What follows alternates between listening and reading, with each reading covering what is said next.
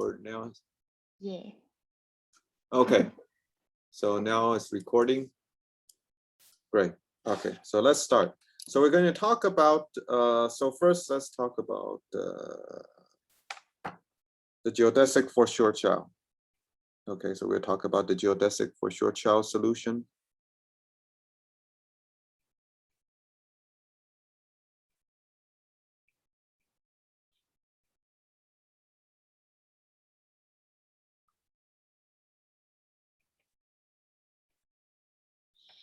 So as you know that when you write the geodesic, what you want to write is you want to write dx mu d tau, where tau is the proper time.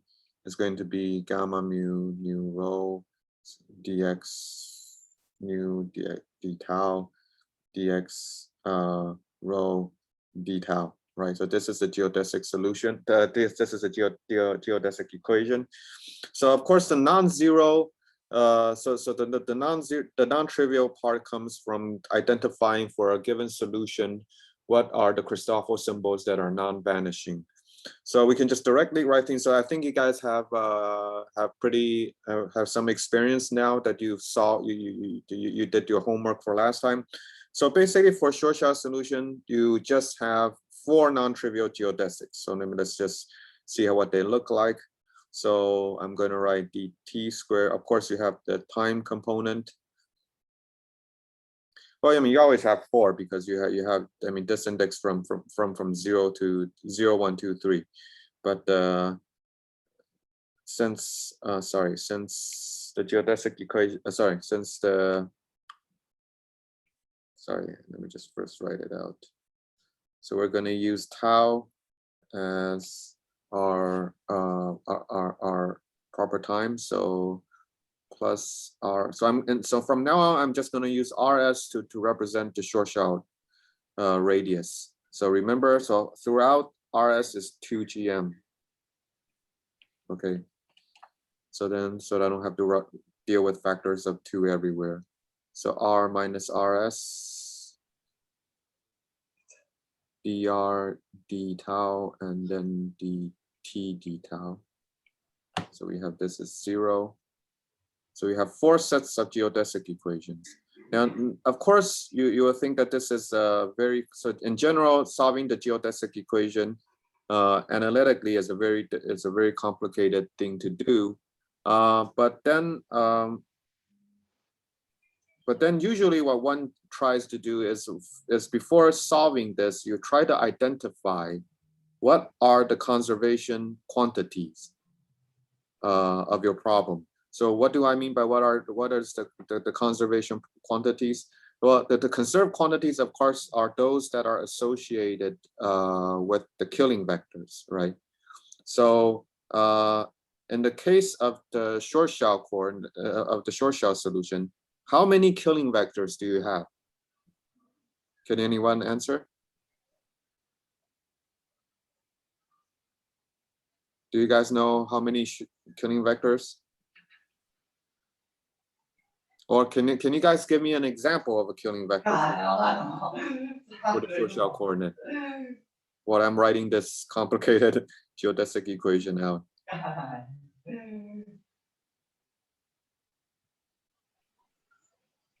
Anyone?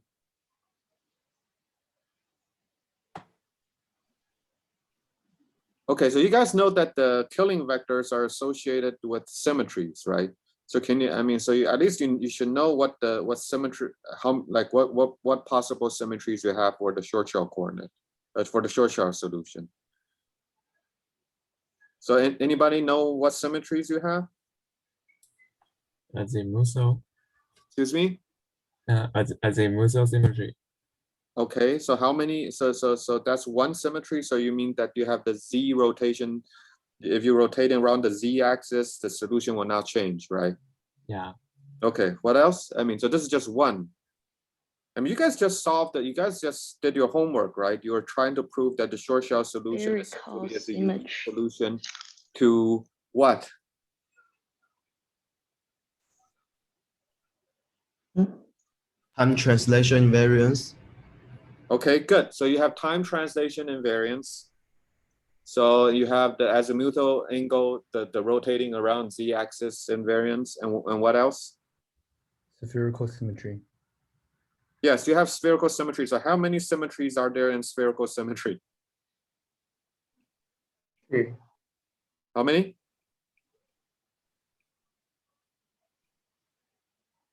Three axes. Good, very good. So you have 3 axes, right? So azimuthal is actually just one of them, right? So you have 3 rotation axes, and then you have you have also time translation. So basically you have partial t is one of your so one of the killing vector is associated with partial t, and then you have 3 other objects, right? So you have basically, let me just denote it as partial kx, ky, kz, or even more better. So we have, let me call this kl, k theta, and k phi, right? So theta phi is basically so we have a sphere that is symmetric. So we have the magnitude. So we basically have the magnitude and as well as the angular dependence of the sphere is symmetric, right? So that means that we actually have 4 conserved quantities.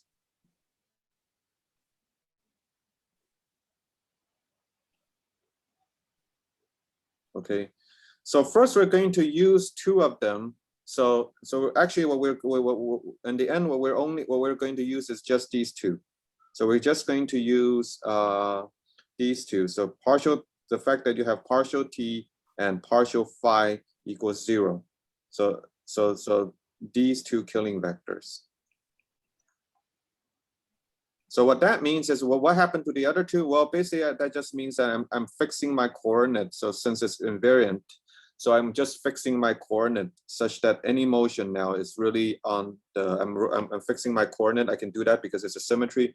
So that any action now is on the XY plane. Okay, so if any action is on the, so I'm already used up 2 degrees of freedom to fix my orientation such that any movement is along the XY plane. And once I'm on the XY plane, then I've already used up 2, so I only have two killing vectors left. Okay. Okay, so if I have 2 killing vectors, sorry, so if I have 2 killing vectors, then that means that my killing vector form looks like it's going to be first one for the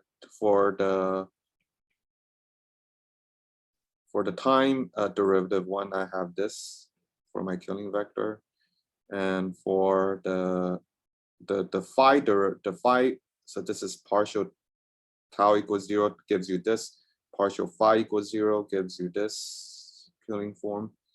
Maybe I should let me just call this L just to be distinct. Okay.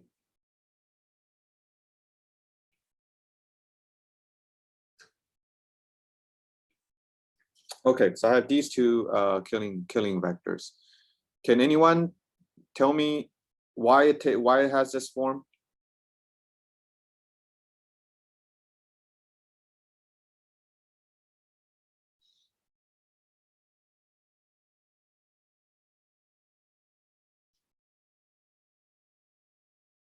I mean, why isn't just 1? I mean, to say it in another way. Why isn't just like 1, 0, 0, 0, 0, since I'm just taking partial t, and then the other one will be 0, 0, 0, 1, since I have partial phi? Why is it like this? Do any of you know? I mean, it should be fairly obvious, right? I mean, Because we have a Ursapang. match. yes, please speak louder.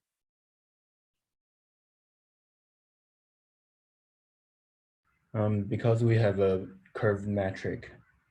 Exactly. You remember that you're actually lowering things down to G mu nu, right?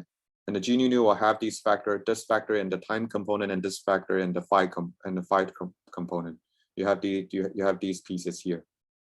Okay, so once, I mean, I need to write the point is that I need to write the lower, I need to write, once I have the killing vectors, I mean, I need to write the killing vector in the lower component form, right?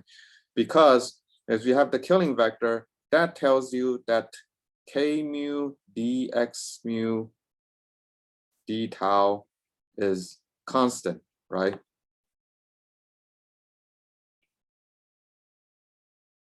And similarly, you have L mu, well, sorry, I shouldn't write it like this. Let me just, these are bad notations. I'm sorry. So let me just call this the T part and the phi part. Yeah, then there, I guess you guys use K mu for killing vectors and then you use part, right? What's the killing vector in terms of K mu? Yeah. Okay, good. So then this is the general form. You have to, so once you have the killing vectors, we know that along the geodesic, this object will be constant. Therefore, since we have two, so that means that we have two constants for our geodesic. Okay, so that means that one constant we can call it the time part, since one geodesic only has time. So that means that 1 over rs dt d tau, dt d tau is going to be constant, and let's just call this constant what we usually call it, which is the energy. So this energy is, so this is what we'll call this conservation constant, the energy. And then we're going to have, of course, another conservation, which is r square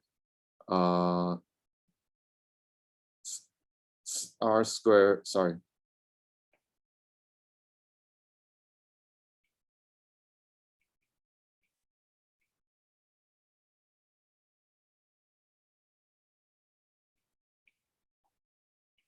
And then we're going to call this L.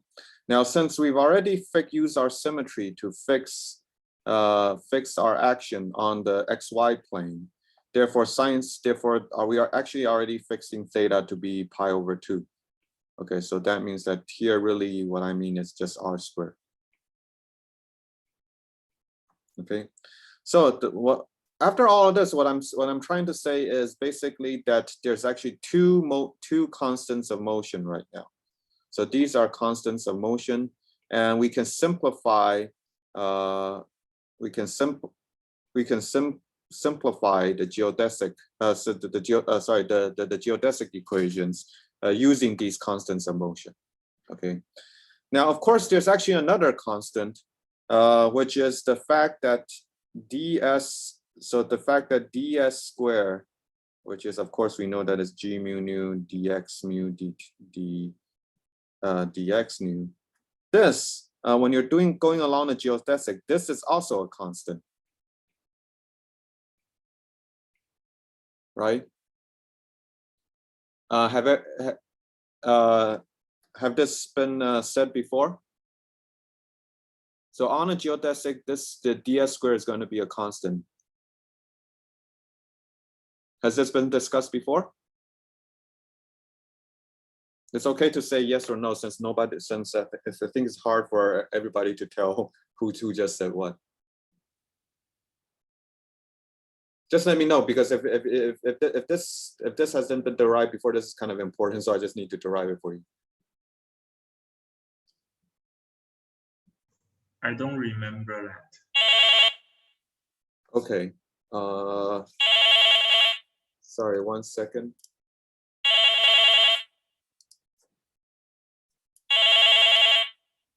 Just 1 second. Okay, good. So let me just derive this for you. So the important thing, so once again, so when you're on a geodesic, when you're on a geodesic, this is actually a constant. Okay, and to see this, I mean, it's very easy, right? So all you need to do is to do d tau. Let's call acting on g mu nu dx mu dx nu. You want to show that this thing is 0, right? That's what you want to show. And of course, you can show this. So you can show this that this just gives you. So the left hand side just gives you, for example, partial rho g mu nu. So this is the first term, partial x rho partial tau Oh, sorry. It's actually not that equals 0. It's actually this equals 0. Sorry about that. Because I'm going along the geodesic, so I have to have the parameterization. Sorry. So it was really this. Okay, so then I have d tau here. Okay, anyhow, so we have dx mu, dx nu. Sorry, I should have. Well, I can do d. I mean, x is just a single variable now for me. So I'll just do d tau here, okay?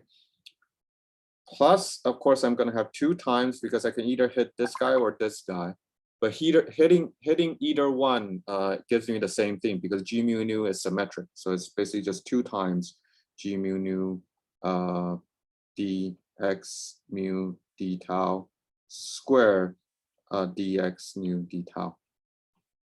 Okay, is there any question? Now you know what I should do, right? I should just plug in, since this is a 2 derivative, I should just plug in the geodesic equation, right? Because it's 2 derivatives, right?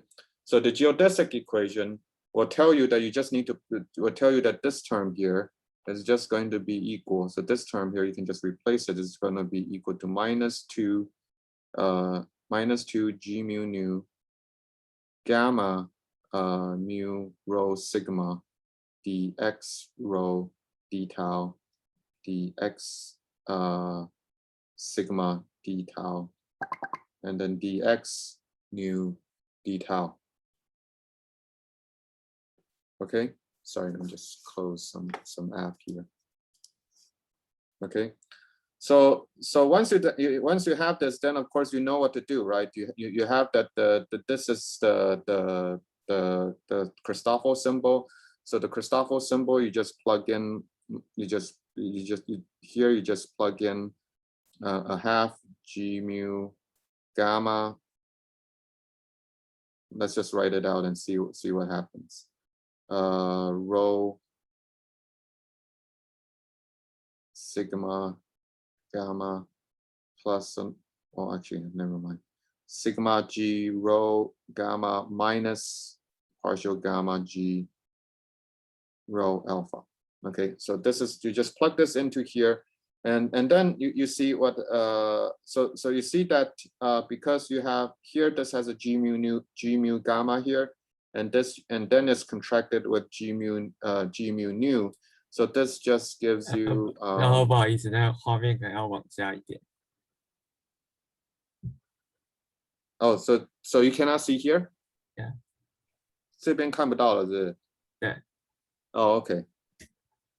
Okay, hold on. I mean, 1 second. So let me just forward this over.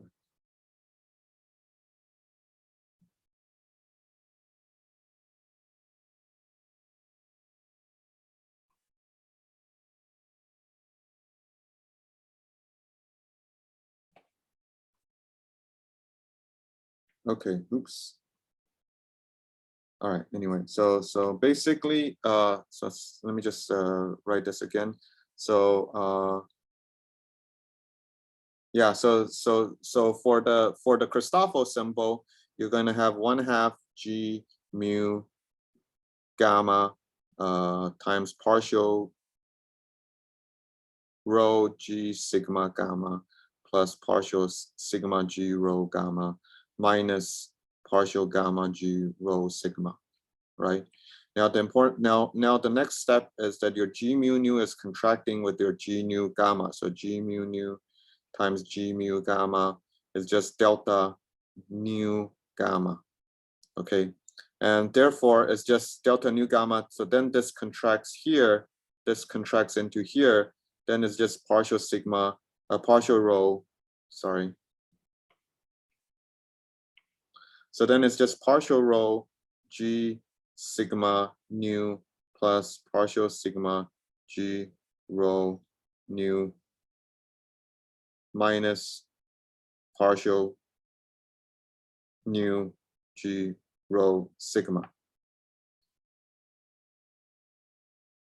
Okay, But the important point is that these two, so since these are just contracting with the rho sigma nu stuff, they're just contracting with rho sigma nu stuff here, but these are all the same, right? So these three factors, when they contract into these three becomes the same thing. So two of them just cancels out and you just have one of them. And then once you have one of them, you have this one. So then you basically just have minus a half partial sigma g rho nu, okay, from this minus a half here, times 2, because you have a 2 factor here. And then the remaining thing is just dx rho d tau, dx sigma d tau, and then dx nu d tau. And so this cancels out, and this object, which has a negative sign, this negative sign then cancels out this guy here. And so then you get 0. Okay, does everyone follow? Okay. Yeah. Okay. Good. Okay.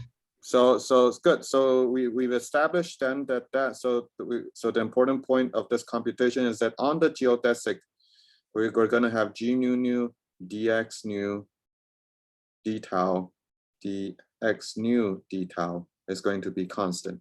Now this constant can be, of course, either, so we're going to normalize it to either 0 or 1. Okay, so this is really the two different cases, because the different case is just a rescale. For if it's not 0, then it's just a rescaling.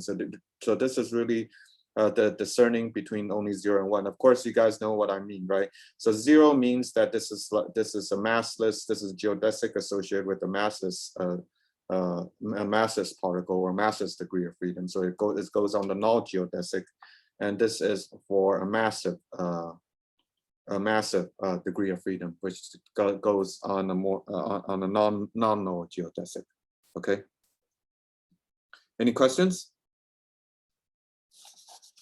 Okay. If not, then we have okay. Let me think. Then we have the following. So since it's a constant, so we can now reorganize. So I won't go through the reorganization. So this will be left as a homework. I'll explicitly write it out. So basically, in the end of the day, you are going to have so we basically have two constant. One is energy, the other is L, which is related to the angular momentum of the orbit, and then we have the constant. So this constant can be either 0 or 1, depending on if you're following a null geodesic or you're falling on a massive degree of freedom. So then all of the above then just translate to when you plug into the geodesic equations, you're going to get, so this is what you should derive. So you're going to get this formula, d tau squared plus 1 minus rs over r. So you can organize everything into this term, plus c.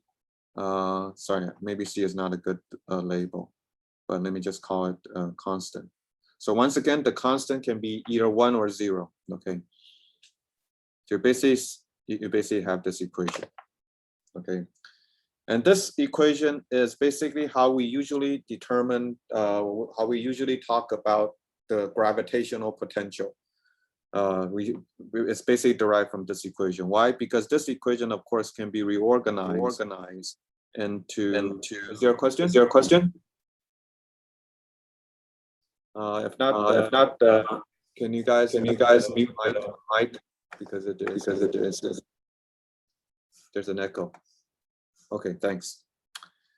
All right, good. So this, of course, you know that then we can rewrite this as this geodesic equation in this form, plus a potential, which is what is more reminiscence of what you have in your classical mechanics, where here the potential VR, of course, is related to this function here. So if we just explicitly write it out, VR in this normalization, VR is just going to be some constant, a half minus a half RS. Sorry, the 2 factor is wrong. minus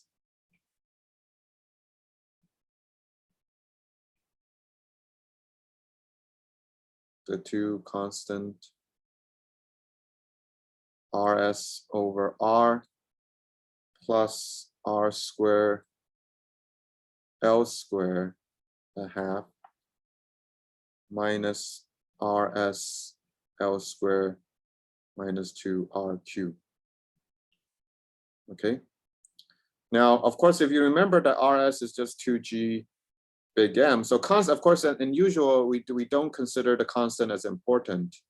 The constant term is relatively important when we're discussing the equations of motion. And so really, you see that when you plug in back RS equals to 2GM, this gives you the usual Newtonian potential, right?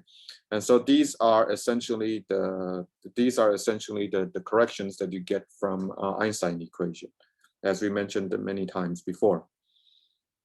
Okay, so we can look at this potential now. So if I forget about this constant term, so let me just, so if I forget about this constant term, you'll see that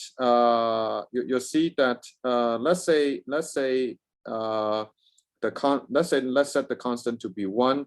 So basically, you see that you have this for a massive particle or massive degrees of freedom. Let me write this R and let me write this V of R. So let me normalize such that this part is just 0. I mean, the constant. I'm shifting my horizontal axis such that this part is just 0. So of course, you know that far away you're dominated by this term, right? So you know that the far away you're dominated by this term, so it's coming down. I mean, you can go up and down, doesn't matter. But then this whole VR. So basically, then this means that this whole VR, right? This whole VR is basically for you is a function, so you can multiply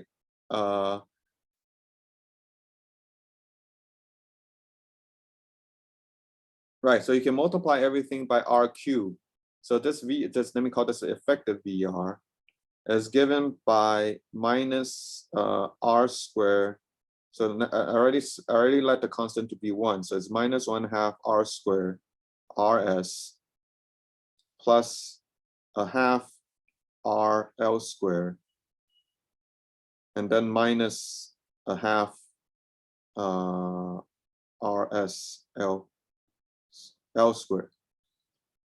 Okay, so of course the half is not going to be important, but so the important thing is that this is a degree 2 polynomial in R, right? So in principle, you should have 2 zeros. So that means that this potential is going to cross this 2 times before going down. So there's going to be 2 zeros here. Okay, and therefore this tells you that you can find. So you're going to have you'll find that this potential tells you that there's a minima here, and so this is where the stable orbit is. Okay, and so we can just solve it. So of course we can just solve it. We can let me call this RS. Let me call this RS. So our RS is the point where, or put it this way, RS is such that dV. Well, actually, if I do effective or VR, it doesn't matter. So let me just do VR. So if I do D,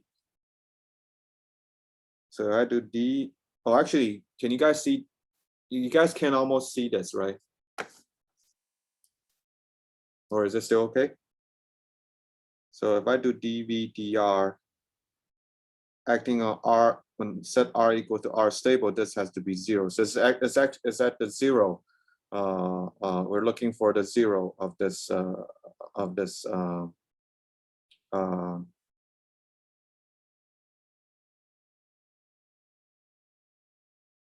right.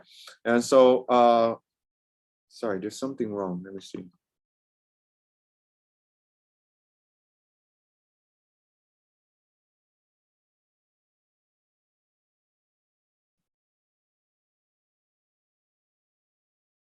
Oh, sorry, yeah. So I should really multiply everything. Yeah, since if I'm, oh, sorry, yeah. So you see that you're gonna have two of these zeros here. So of course we want to solve this equation. And when you're doing dV dr, because I'm going back to the original VR, so I'm gonna get a quadratic equation. So then this tells me that I'm going to have two roots, and therefore my RS, or my R, I'm going to have two roots. One is associated with the unstable potential, and the other is going to be associated with the stable one. Then my RS is going to be equal to 2. Oh my God, this is bad. Very sorry, guys. Sorry, very sorry. I shouldn't call this RS, because RS is short shot. So let me just call this R. Well, maybe let me call it R min, which means that it's or. All right, never mind. So I want to solve that this. I mean, basically, I want to solve that this is 0. So I want to find the roots of this equation. So the roots of this equation is basically going to be given by R equals to 2RS and 2L squared plus minus square root 4L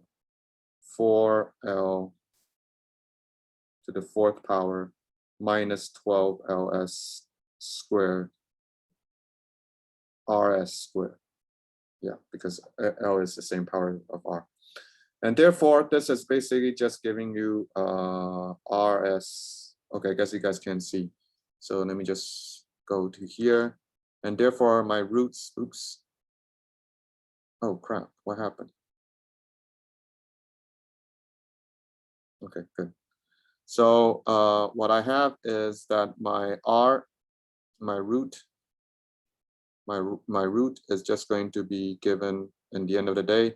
It's just RS L squared plus minus square root L to the 4th minus 3 RS squared L squared. Okay, so this is my root. There's two roots. We can take the limit where L goes. So let's go large angular momentum. So let's take L very large. So in other words, let me take RS over L to be much, much smaller than 1. That means I have large angular momentum. Then, of course, my two roots is just going to be 2L squared over RS, and then 3 RS over square. Okay. So these are the two roots. Remember that I was just plotting this, right? So this was what my VR looked like. And basically, if I shift my axes such that I can forget about the potential, I'm going to have these two minimal and maximal. And of course, the outer one is the one that is the stable orbit, right? So what is the first one the stable orbit, or the second one is the stable orbit? Can anyone tell me? First one. Good. The first one is the stable orbit, right? Because remember, we're having RS over L smaller than 1, so that means L is much, much bigger than RS. Good. So first of all, you've seen that this is the general relativity prediction for a massive particle, is that it'll reach a stable orbit along in a short shell geometry.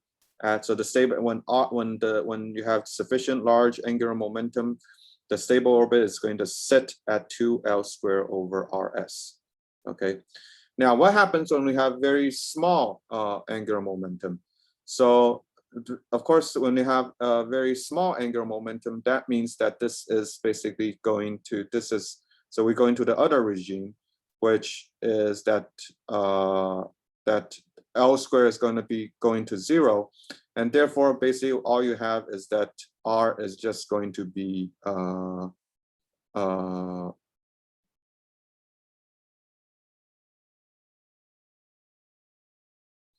when L is becoming smaller and smaller, then you're going to have so when L is going to be, when L is much, much smaller than RS squared, you're going to start to worry that this actually will start to have a negative, right? Which means that there's actually no minimum. So if there's a negative, then the potential actually looks like this. Then the potential will actually just look like this. So, and there's no stable orbits anymore. So basically, the last stable orbit that you can have for for small angular momentum is when this is 0. Okay, when this is 0, this is the last orbit that one can have. Therefore, this tells you that the last orbit one can have for a massive particle is when L squared equals to 3 RS squared for the short shell radius, or it tells you that the angular momentum should be just square root 12 GM. And the radius of the stable orbit is basically 6 GM. Okay, or 3 times the short shell radius. For those of you who've been following news, you probably heard about this 3 times short shell radius. And this is really related to the last place where the photon is actually trapped. So first of all, you already see that this is the last point of stable orbit for a massive particle. We can now go to a massless case and see that this value also appears. So if we go to sorry, this is actually 2 times. Sorry, this is actually 2 times this is 2 times the closest stable orbit for massless. Why? Because we can look at the masses. So let's look at the masses, the null geodesic. And for the null geodesic, so we're again solving this equation. But for null geodesic, what the difference is that these are actually 0 because the constant is 0. So you actually don't have the potential actually just look like this term. Okay, so null geodesic, the potential just looks like this. So you basically just have these 2 terms. Okay, so for massless, basically the potential is just looking at for the minimal for minus 2 L squared R plus 3 RS L4 to be equal to 0. And of course, this tells you that that R is equal to 2/3 RS, which is 3 GM. Okay, so that means this is the last point where around the short. So of course, this is still bigger than the short shell radius.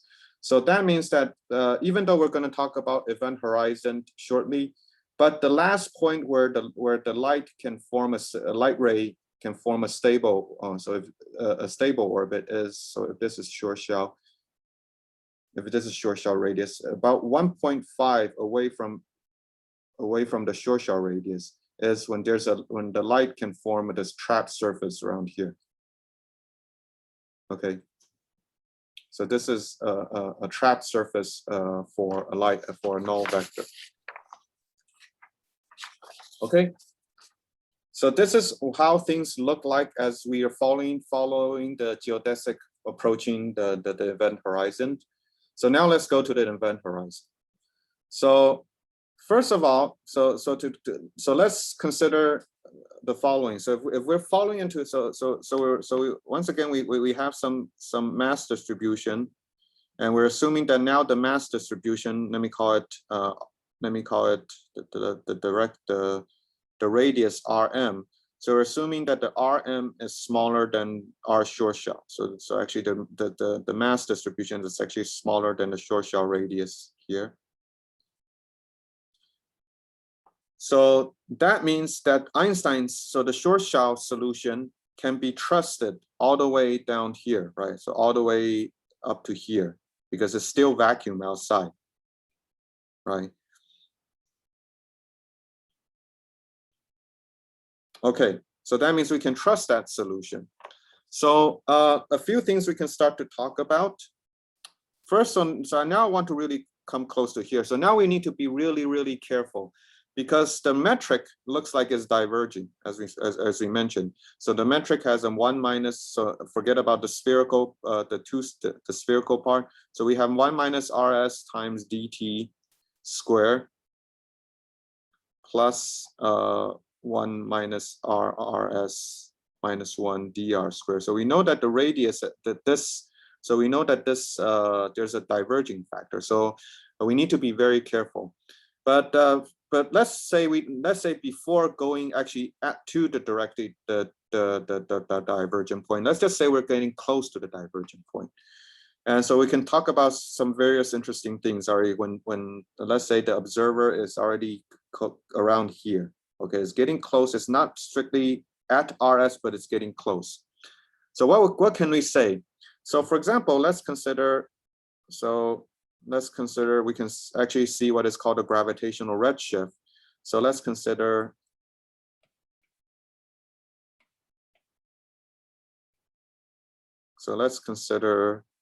two observer,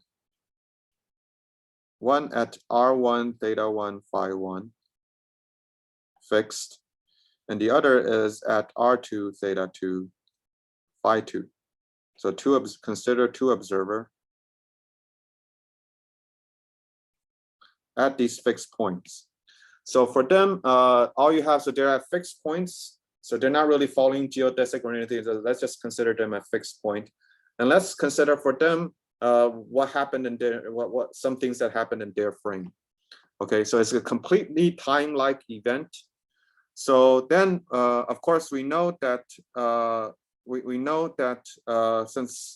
since r, theta, and phi is fixed, so that means for that time-like event, you're going to have 1 minus rs over r1 for the first observer. So he's going to have times dt squared is going to be equals to d tau. So this is the proper time.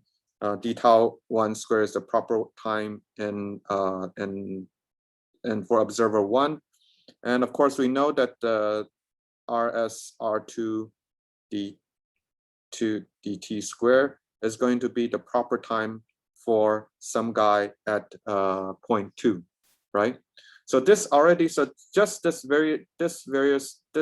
fact that these proper time are scaled by this overall factor in and from, this directly tells you that the same event that happened in tau 1. So the proper happened for the observer at position 1 is going to be related to the observer at position 2 by, of course, we know that the d tau 2 is going to be equal to 1 minus r over rs over r2 1/2 over 1 minus rs over r1 1/2 delta tau 1.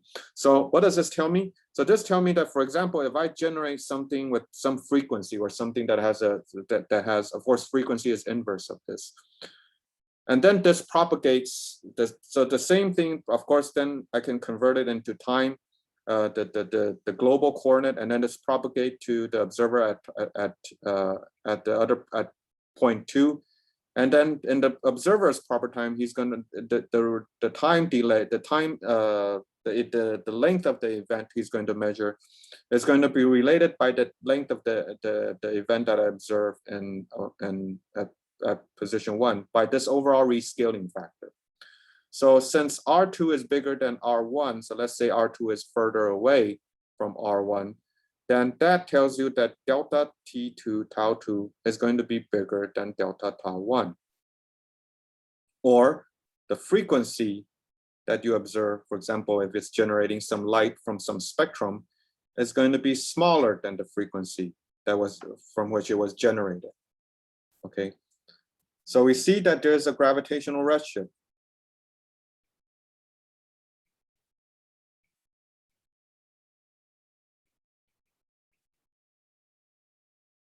Okay, so that means, so let's say if you have something that is emitting a fixed frequency light and you're throwing it into the Short-Shell solution. So this frequency, as it goes in and in and in, this frequency is going to be lower and lower and lower and lower, and it's going, the frequency is, and of course the time is going to be extract longer and longer and longer. And so this is the usual statement that we say that when we're sitting outside here. So we have observer 2 and observer 1 that is falling, become closer and closer into the black hole. For example, if from the frame apart of observer 1, if he measures 1 second, this is going to have an extension. This is going to have a gravitational effect that is rescaled by this factor. And since this factor is diverging for when R1 is going to close to the short shell radius. That means that you actually never see observer 1 actually crossing the event horizon. Okay. So you never see that the observer 1 crossing the event horizon. So even though from observer 1 it actually already crossed it, this is not really a precise statement since I can't say that it already, since we were talking about things locally. But the statement is that from observer 2, you never actually see the observer 1 crossing the horizon. So just for those who are interested, who might have heard this before, this is one of the very beginning of the notion that in gravity, you have equivalent descriptions, which means that from observer, so you can imagine that you have a world where you have many degrees of freedom and they're all falling inwards, and you have observer 2. So the system has 2 different descriptions. One description is from the point of view of the observer. So if I draw this, so this is the usual thing I say, that you cannot actually understand the notion of holography in a very simple matter, which is that you have all of these things that are falling in towards the black hole or towards something that has an event horizon. And if you're outside here, and what you see is that you see these degrees of freedom basically slowing down and then start to populate outside of the horizon. Okay, so you basically have a description of the system as a 2D description. Okay, or maybe 1 plus 2D if you include time. Okay, where the degrees of freedom are outside of the horizon. There's another observer, which is something that is falling along. So there's another observer here, which is something that is falling along with these guys. And for this observer, he's observing these guys, but there's nothing special. We're just going to fall through the horizon. So from this point of view, what you actually see a 1 plus 3 dimension description, because you're not localized at the horizon, you just fall through. The point is that these 2 descriptions give the same physics. Okay, so this is the notion of holography, where basically you have either a 1 plus 2 dimension description of the dynamics of your system, or you have a 1 plus 3 dimension of the dynamics of the system, but they're discussing the same thing. There's the same degrees of freedom interacting, they're just using different descriptions on it. Okay, so it's really studying, understanding things associated with gravity and black hole really gave birth to these ideas that you heard a long time. For example, ADS CFT, the holographic principles, which tells you that actually the same degrees of freedom, the interaction of same degrees of freedom can have drastically different descriptions. And in this case, in the case of holography, the different descriptions are actually in different space-time dimensions. Okay, here you have for the in-following guy, you're describing it using a 1 plus 3 dimension theory.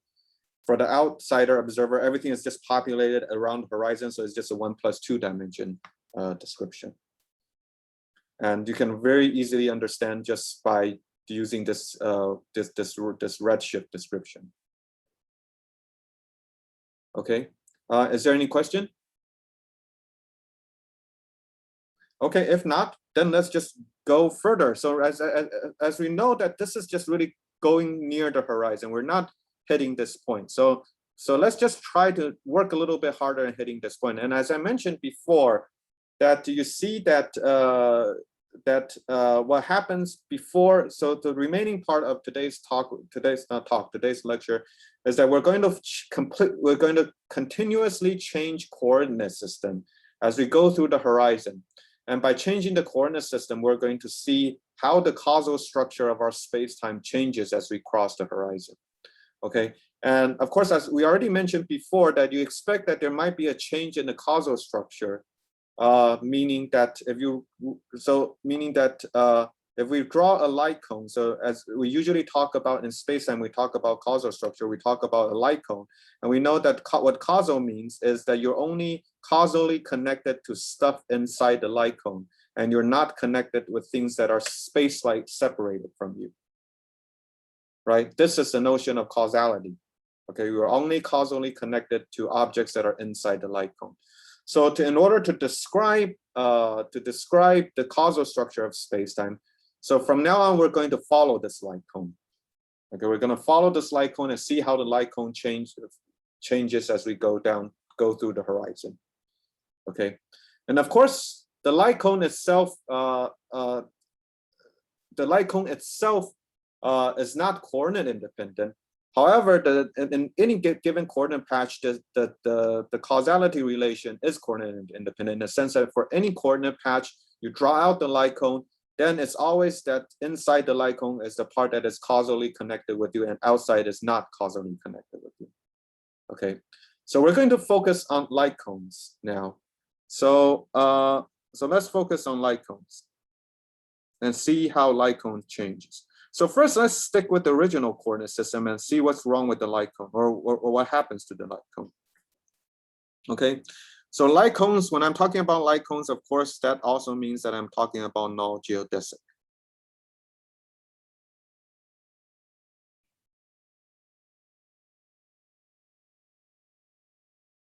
We're going to talk about null geodesic, which means that I'm going to talk about ds squared equals 0.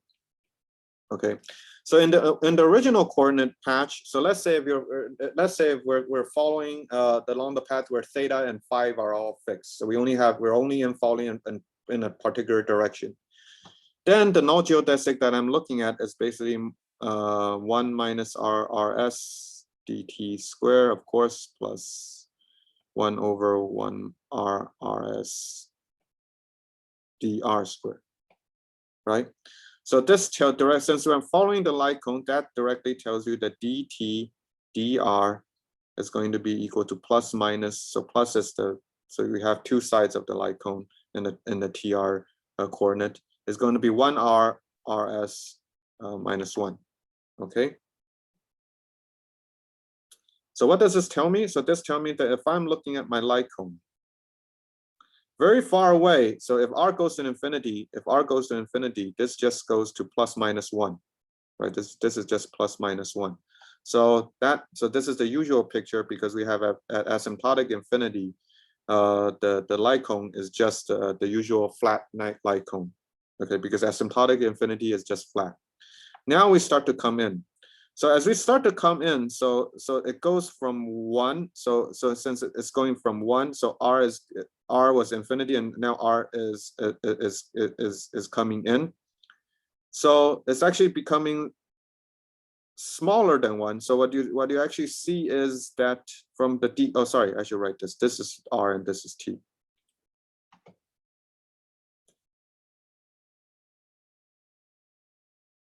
Okay, so this becomes smaller than 1, but because it's in the denominator, so it's actually becoming bigger than 1. So that means your light cone is actually start to closing up as you come in. Okay, and of course, this is also consistent with our gravitational redshift because from the gravitational redshift point of view, this means the fact that this is closing up means that here, if the light was coming out, but now the light is coming out to you at a much slower rate because it's going to take longer and longer. It's going to take longer and longer to go up in order for it to reach you. And so we see that what happens is that at r equal to rs, the light cone closes. It looks like it almost closes. Okay, so here it looks like it almost closes. Of course, this is not really correct because we know that this is just a coordinate artifact. So here we know that we really want to change the coordinate system. And we understand why the light cone closes, right? It's just because this factor is diverging very fast when rs is going to near r. So basically we want to rescale this factor here. We want to find a coordinate system to rescale this factor away. And this coordinate system is what we'd already introduced last time. So we're going to go to another coordinate system, which is the Eddington-Finkelstein coordinate system.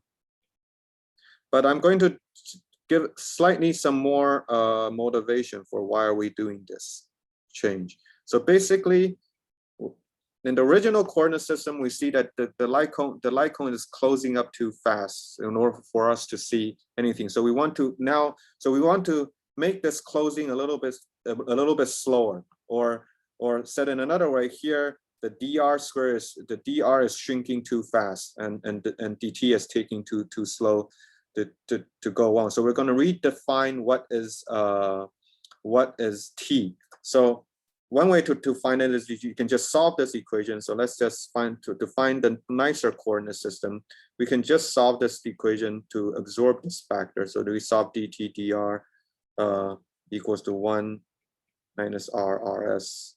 So let's just solve this equation. If you solve this equation, you'll find that t is going to be equal to plus minus r plus rs long rs. Sorry, this is inverse. R over rs minus 1. Okay, so this is a solution to that equation.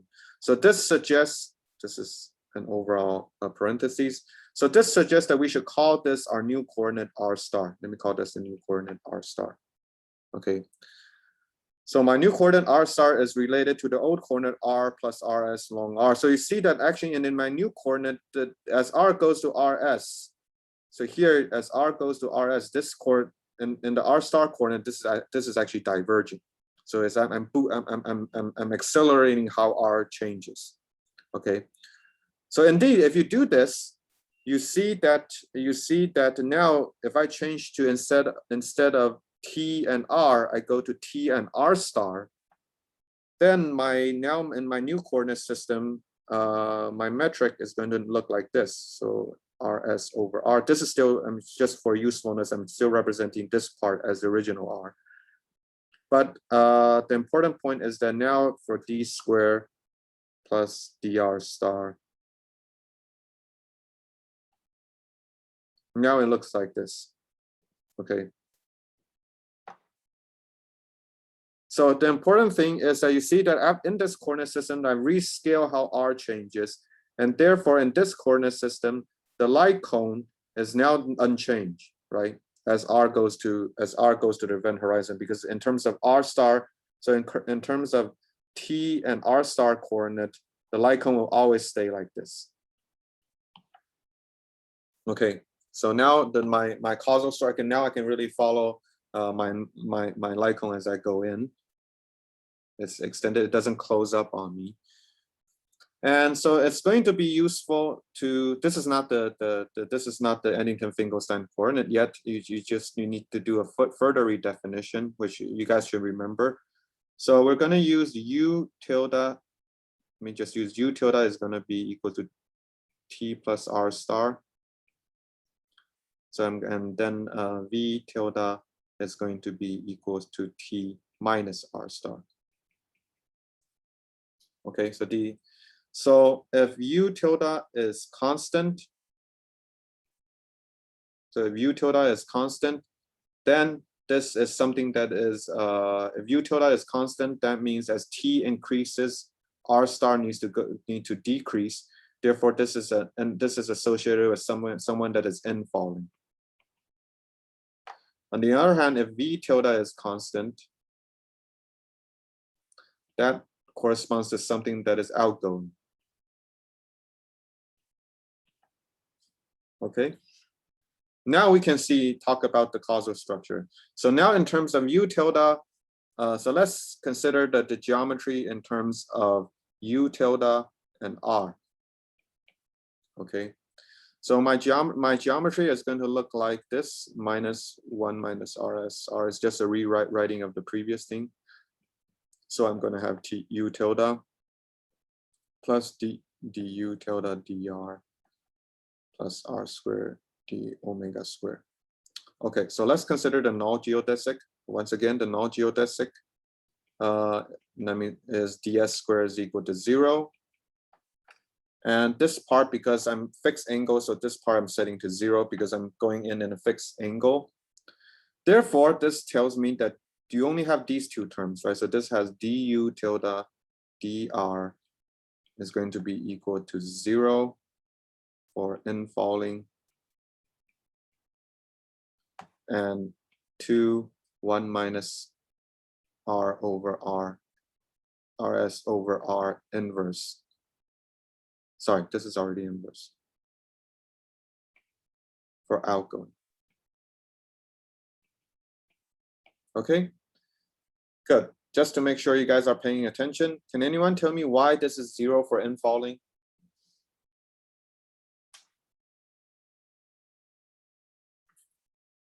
Does anyone know? Utility is constant in the infalling case. Excuse me? Utility is constant in infalling case. Good, very good. Yes, if you remember previously, when we define these coordinates, we say that when u tilde is calling, this corresponds to infalling, right? So then of course, then this is 0, because the du tilde part is actually just 0. But for the outgoing, it's not a constant. So then you just have du dr is going to be 1 over rs 2 for the factor here. So these, so infalling and outgoing, that corresponds to, so let's draw the picture now. Okay, so now you guys can see. So in this coordinate system, so let me write this as rs. This is my r, or really this is really r star, but that's okay. So and this will be my u tilde. So here my infalling light ray is always at 0 slope, which means that the infalling light ray is always at 0 slope. Okay, it doesn't change. So the infalling light ray is just a 0 slope. By the way, by infalling and outgoing, I mean that here this is an outgoing, and here this is the infalling. Okay, so here the infalling light rate is always going to be 0. Now for the, however, the slope for the outgoing light ray is changing. Okay, so for when you have rs bigger than r, the outgoing light ray is actually has a slope that is positive, right? So let me see. Right. So the outgoing light ray is actually positive, and therefore this is the outgoing light ray here. As this comes in here, the slope is increasing in its slope. So it's actually sitting like this. This is the outgoing light ray. So this is out. This is the ingoing. And we see that at the event horizon, the light cone doesn't collapse, right? Because we choose our coordinates such that we can see our light cone directly. It doesn't collapse. The outgoing light ray has infinite slope. And then once you enter the horizon, the outgoing light ray. So let me just shift this. Let me just shift this axis a little bit farther back.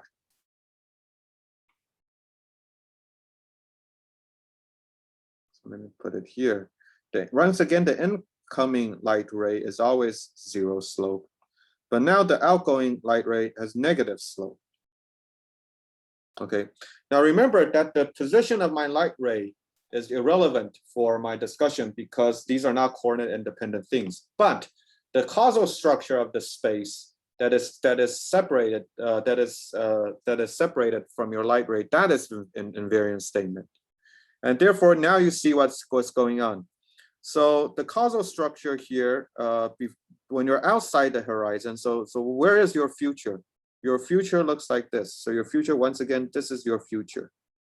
This is your past, and this is your future. So in the outgoing, when you're outside the horizon, your future still contains parts where are actually still maintains that you're outside of the horizon. It maintains that you're outside of the horizon.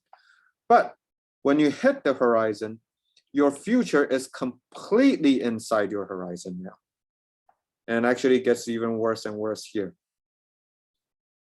Okay, so now you see that in this coordinate system where you can actually track your light cone, how the light cone changes, and therefore the causal structure of the space-time, you see that indeed as you go from an infalling point of view, your future, once it passes through the horizon, your future is all the space-time of your the future of your or the space-time of your future is completely inside the horizon. So this is really the invariance statement. So once again, the coordinate singularities of your metric is really irrelevant because the coordinate singularity, these can change by just changing coordinate system. However, the causal structure is an invariance statement. So you see that indeed going inside the horizon, what changes is that now your future is always going to be inside the horizon, which is a statement that you cannot no longer come out. Okay. And of course, this is for null rays. And for most of you know that if you have a massive particle, the difference between massive and massless is that for massive particle, you're always in this time, you can only travel in this time-like region. You don't travel in null ray, you only travel in time-like region. So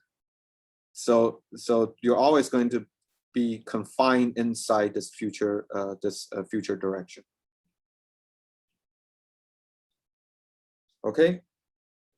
Is there any questions? 那个，所以哦，对好， Yeah, please. 请问。哦，好，所以那个，因为用这个坐标，它的那个结构会变，所以这是比较有用的结果啊。所以前面那个夹起来，就是它的那个结构就看不出来有什么变化，所以前面那就不要理它，是这个意思吗？要怎么讲？就一开始这个 dt dr 的那个，原本那个 r 跟 t 的那个 metric， 它的那个就是它的 line count 就是只是加起来，但是就是它的结构就是没有什么特别的变化，是这样吗？ Okay, so okay, so the question is really about what is the difference between this analysis here, right? What is the difference between this analysis and this analysis? So well, I mean, there's no difference. It's just that. So once again, what I'm saying is the following. So of course, the position of your null rays in a given coordinate chart, by definition, is coordinate dependent, right? So so of course, if you change different coordinate systems, you can see that the light direction changing. But however, the causal structure is an invariant statement. So we can talk about the causal structure for a given light cone. Here, the problem here that the issue is that we're seeing that the light ray is closing up, which is related to the previous understanding, which is that the light is taking infinite amount of time as it approaches the horizon to come out. But it's going to be hard for us to determine what is the causal structure happening here because it's closing up, so we can't really see. It's becoming degenerate. So here, the light cone, said in another way, the light cone is becoming degenerate. Oh. So it's becoming degenerate. So basically, I want to change my coordinates so I can open up my light cone to see where the light cone is actually pointing. Oh, okay. So around here, I want to change coordinates so that I can open, unfortunately, yeah, so I can open up my light cone. And then I can see where the light cone is pointing because it's like you're just too far away. You can't really see what's happening to the light cone. And so in order to do that, I can see that the problem is my R, the rate of change as I approach the horizon, the rate of change in my R direction is drastically different than the rate of change in my T direction, right? In my time direction. And that's why I choose this kind of coordinate system so that I can rescale open the change in my R direction to this Eddington-Finkelstein coordinate system. And then in this coordinate system, my light cone is always open. And then in this coordinate system, I can see which direction my future is pointing. Okay. Yeah, so this is really just talking about how to see the future is pointing. Now, of course, you can use this coordinate system. You might ask, what happens? Why can I use instead of u tilde v, u tilde r? Why can I use v tilde r? Since it seems that here, when we introduce u and v, I'm introducing them at equal footing. You can of course do that. It's just a convenience. So previously, we're tracking the infalling light ray. now we can track the outgoing light ray. So if we use the V tilde, if we use the V tilde frame, then basically if we use V tilde,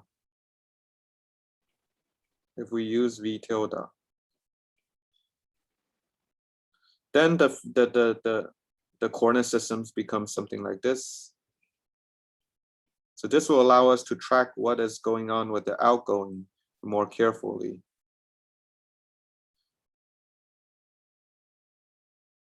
Of course, you can imagine that this is exactly the same, except that the cross term has a minus sign, and this minus sign will be important. So the cross term actually has a minus sign.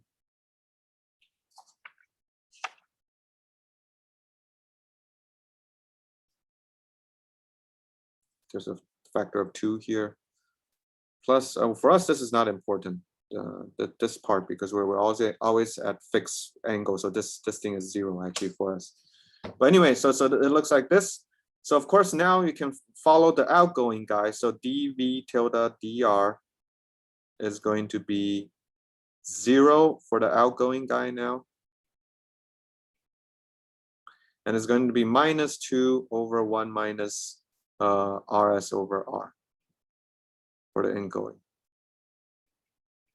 Okay, so once again, we can draw the coordinate system. So this is V tilde and this is R. This is my horizon, RS. So now it's the outgoing guy. So now it's the outgoing guy that is always fixed at 0 slope. Okay.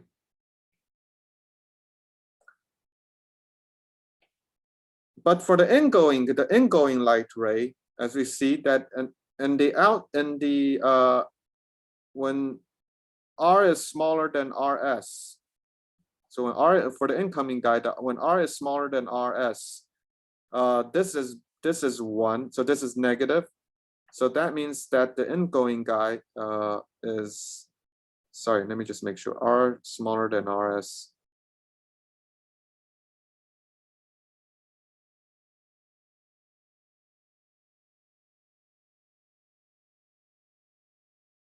Sorry, what am I talking about? When R is smaller than RS, of course, this is actually positive, right?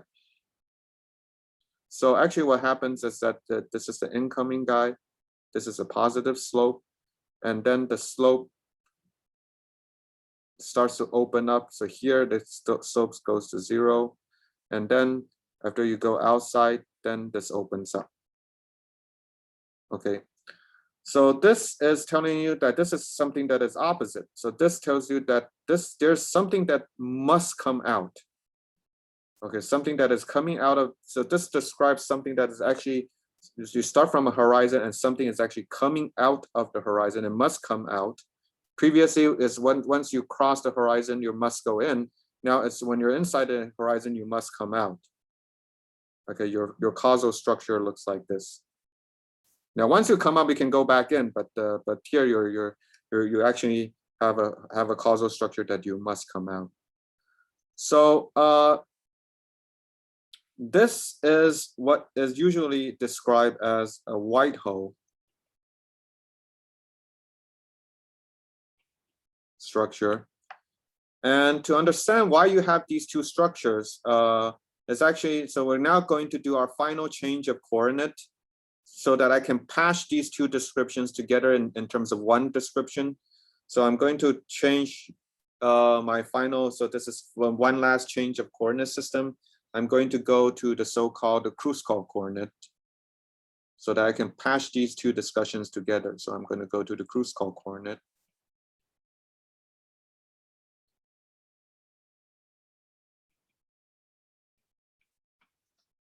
And basically, in terms of the Kruskal coordinates, all I'm doing is I'm defining instead of u tilde and u prime, I'm going to define u tilde to be equal to exponential u tilde over 2rs, and v prime to be exponential v tilde 2rs. with a minus. The reason I want to do this is remember that in the previous Eddington-Finkelstein coordinate, we have that. So remember that u tilde was t plus r star and v tilde was t minus r star.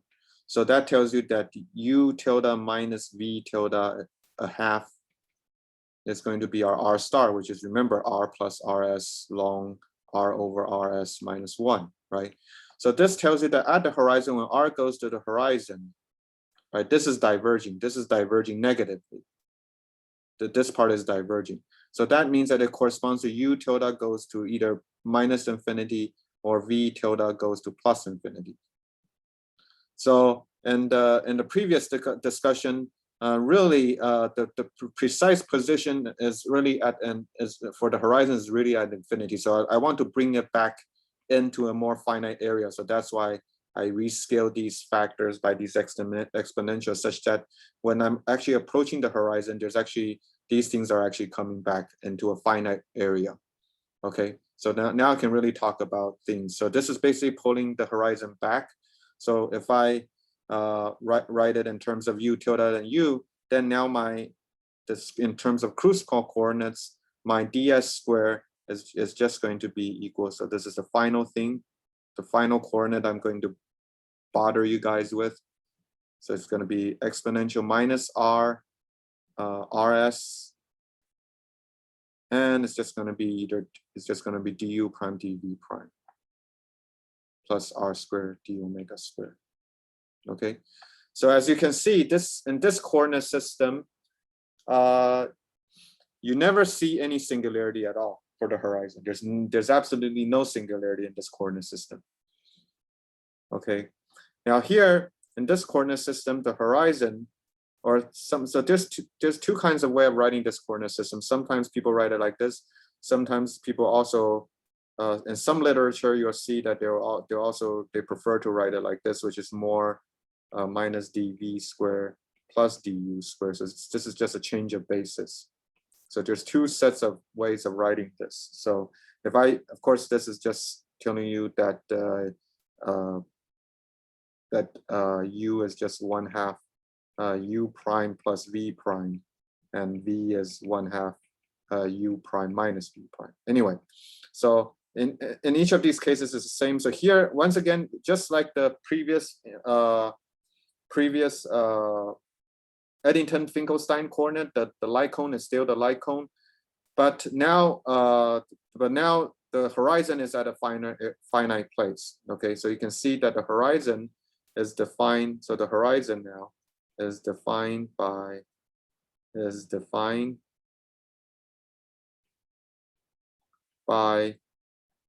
u prime v prime is 0.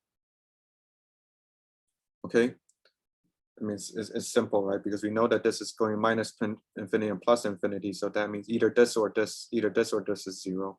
Or in terms of the u and v, it's going to be u plus v equals 0, or u minus v equal to 0. Okay, so this will be so in terms of this coordinate, now we have our space-time structure. We can now draw our complete space-time structure. So this in terms of u and v coordinate. So once again, this is the horizon. So we have, and this is the horizon.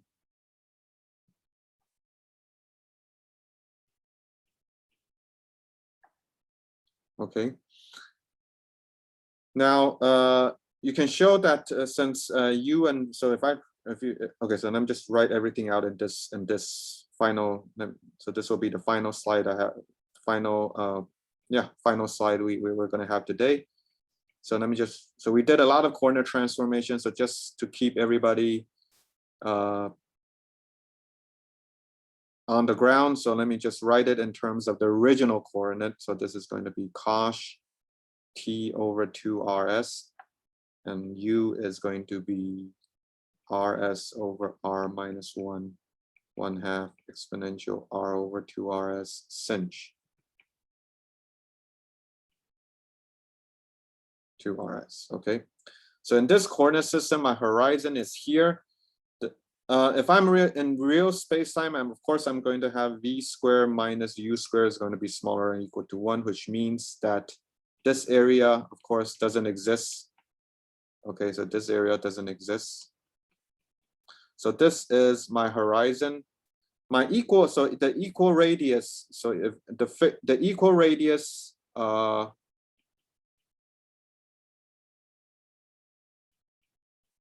points are basically hyperbole. So these are the equal radius. Okay. And so you see that my space-time is now separated into 4 different regions. So this is region 1, let me call it region 2, let me call this region 3, and let me call region 4. Okay. So previously we've seen that the infalling observer, so for us, this part is the black hole. This is the black hole. So for us, the infalling observer will pass through here, go from region 1 to region 2. So this follows so this following my future light cone, like I will come into here. If you go from the past light cone, region 3 will enter here. Okay, so this is the past cycle. So now the two different coordinate charts, now for me, I'm putting it in one coordinate system.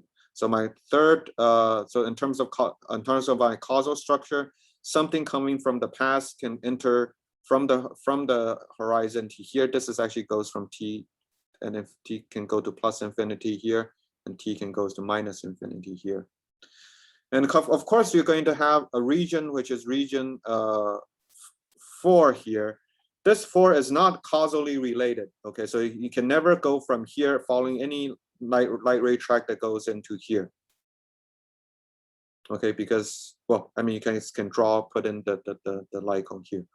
Okay, of course, in reality, so this is the solution that you have. So this graph I'm going to, so today, I think because I didn't stop in the middle, so maybe after a few comments, we can, we'll probably stop here. But today, the entire discussion is that if you trust your short-shot radius short-shot solution everywhere, then this is the causal space-time structure that you would have. Okay. Of course, in reality, we know that we cannot trust short-shot everywhere. Even if it forms a black hole, once you go inside a certain point, you should see the mass distribution there. So in principle, this should, because these are equal time, these are the equal radius surface. So you know that once you go inside somewhere along here, this thing is carved out. So you cannot trust the space-time here. Okay, so you cannot trust the space-time structure that you actually have here. Okay, so there's some space-time structure around here that you cannot no longer trust. Okay, but it's interesting that if you trust, so if it's really very tiny, you can actually trust this going into here, going deep inside to your horizon. And so basically you see that indeed, if you're going from outside, once you cross the horizon, all of your future light cone points in this direction. And if you come out, if you come from here, if you're actually starting from here, you're actually in this side, and your future light cone is always pointing out. Okay. And so basically, this is the space-time structure. Do we have any, actually, at this point, do we have any questions?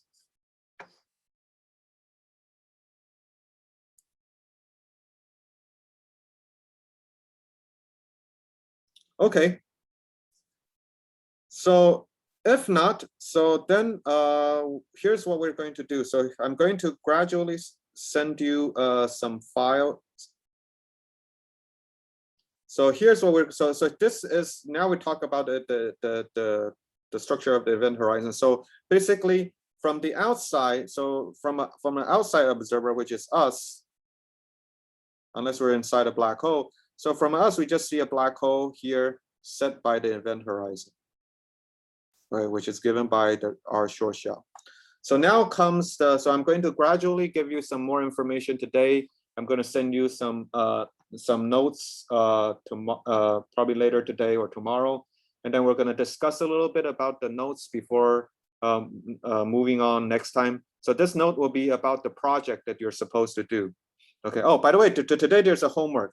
So today the homework, I'll write it out again. So the homework is just to derive the gravitational potential formula that you have, or that we had in the very beginning by solving the geodesic equations. So remember in the beginning, we start with the geodesic equation. We identify the constants of motion, and we derive, yes, and we derive the equation that looks like this. So the homework for you guys this week is to derive this equation using the constant of motion. Okay, this should be pretty straightforward. Okay, good. So now that we've talked about the black holes, what is special about the event horizon. So that means that from the outside, all we see is anything, all we can see is stuff before the event horizon. So all we see is something that looks like this. So what I want to do is I want to discuss about the structure of this black hole. And this is what I want you guys to do. So we know that, as I mentioned in the class, that we know that we can look at strong perturbation. So we can look at external gravitational fields here. And for any object, because if you have some gravitational field, this will probably, because of tidal forces, this will stretch or it will shrink, right? The important thing about black hole is that in 4 dimension, if you have some external gravitational field here, if you go through here, the black hole doesn't move at all. It doesn't stretch or doesn't shrink.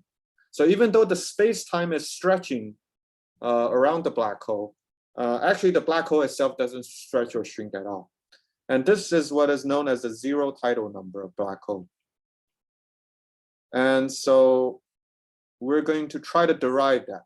And this will be your project. I'll determine how much this how much percentage this project accounts for your final score on my part. So the first thing that you need to do, so this is what you need to do tonight. Sorry, you'll start to gradually, I'll give you some more information. Is that what you need to do is you need to write. So we're basically going to look at G mu nu. I'm going to write G mu mu as the Schwarzschild solution plus perturbation. So this is perturbation, H mu nu. Okay, so I'm doing a small perturbation around around the Schwarzschild background. So what that means is that what you want to do is you want to take the Einstein equation, which is R mu nu minus, of course, minus G mu nu R over 2, because we're going to take the Einstein equation in the vacuum. Now, usually this is a function of G mu nu. Now I want you to write this as G mu nu at Schwarzschild plus H mu nu. Okay, so you plug in the linear perturbation.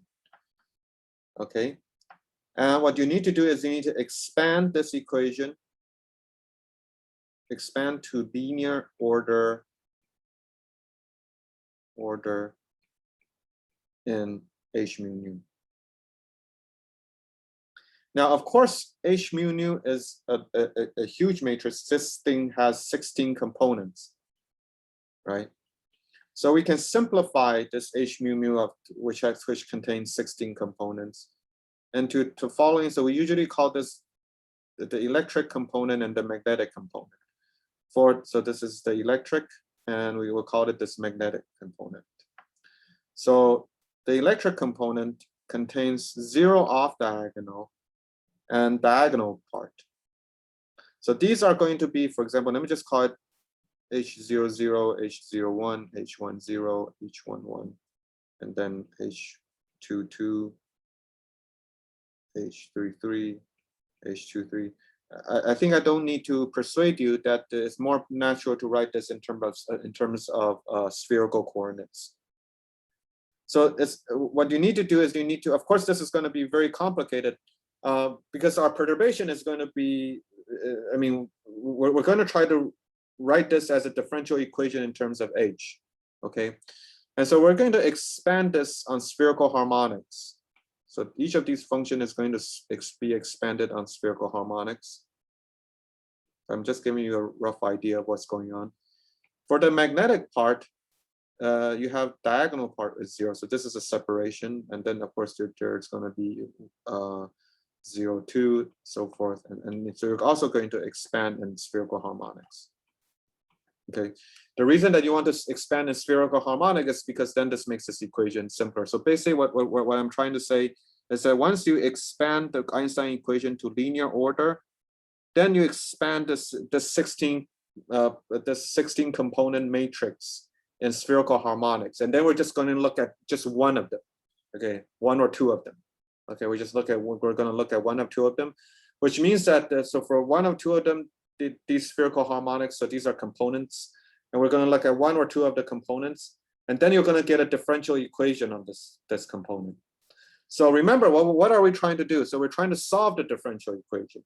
And in solving this differential equation, you need boundary conditions. Okay, so you'll find that when you solve the differential equation, you're going to have two possible solutions.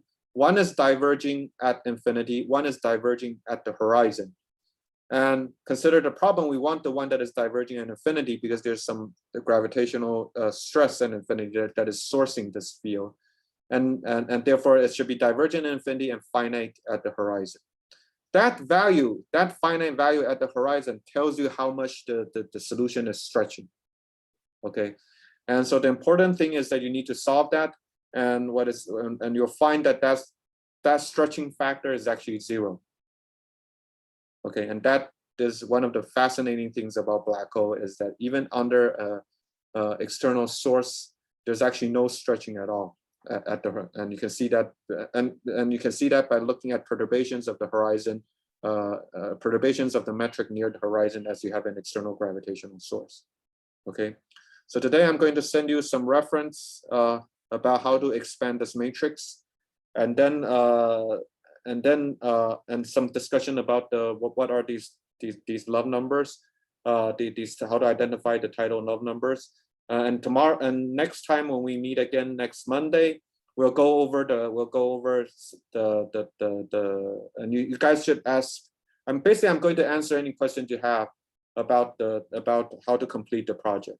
And so basically the goal that you're trying to do is to solve Einstein equation at linear order and perturbation and show that black hole doesn't stretch at the horizon.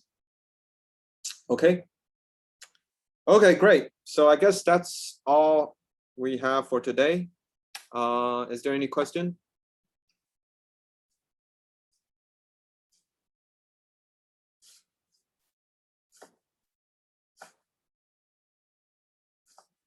Okay, if not, let me first stop recording